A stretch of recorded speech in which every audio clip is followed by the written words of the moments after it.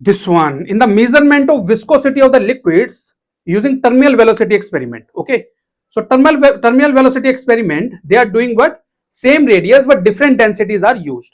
Okay, the variation of the terminal velocity with the ratio of the density of the spherical ball to the density of the liquid is represented by. Now in this case, how you do it? Okay, let's see. In this case, what happens in terminal velocity? Which kind of forces are acting? W, that is a weight, is acting downward. Weight will be how much in this case? 4 by 3 pi r cube. 4 by 3 pi r cube into density of the body. Density of the spherical ball will be what? Sigma. Okay. Upward, how much force will be acting? Buoyant force. 4 by 3 pi r cube into density of the liquid rho plus viscous drag 6 pi coefficient of viscosity eta r into v. Now when you achieve the terminal velocity, when this force become equal to this force, right? So he will write it down. Now it will become what? 4 by 3 pi r cube rho plus 6 pi eta rv is equal to this force 4 by 3 pi r cube into, yes, one more thing, we have to write g as well, right? We have to write g as well. So this will become 6 pi eta rb. This is g here, this is g here in multiplication. 4 by 3 pi r cube into g. This will become what?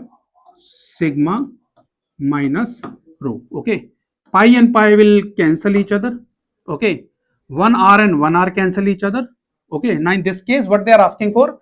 They are asking for velocity, right? So v, I will write, v will be 4 r square g divided by eta into 6 3 ja 18. Okay, so this is how we will be writing. Now this is all constant, understood? This is all constant. I can take it as a single value. What I can write? I can write it as a constant k. Let's consider I can write it what? Constant k. Okay, so this will become what? Constant k multiplied by sigma minus rho. Now what, between which quantities they are drawing the graph? Velocity and sigma by rho. So I will multiply with rho and divide by rho. So this will become sigma by rho minus 1. Again, this will become a constant. Okay, so this will become what? Y. This will become what? Slope. Okay, multiplying with this m into, this will become what? X. And then this is multiplying here, this will become what? Intercept. Understood? So it is having negative intercept here first of all. Okay, so all the lines, I think all the three lines are having negative intercept. This one is not having. Okay, so first of all the intercept is negative. Understood? So out of 1 and out of 3, 1 is going to be the answer. Okay, got it?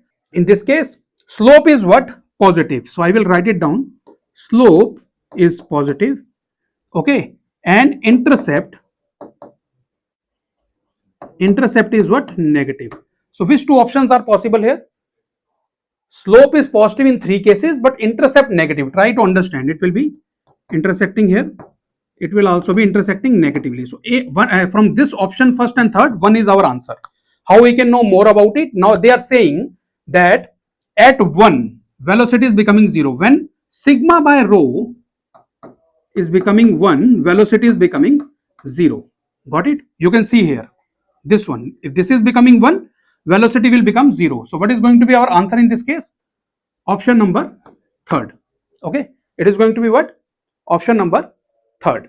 Okay, so I hope this is clear to you. Let's move to the next one.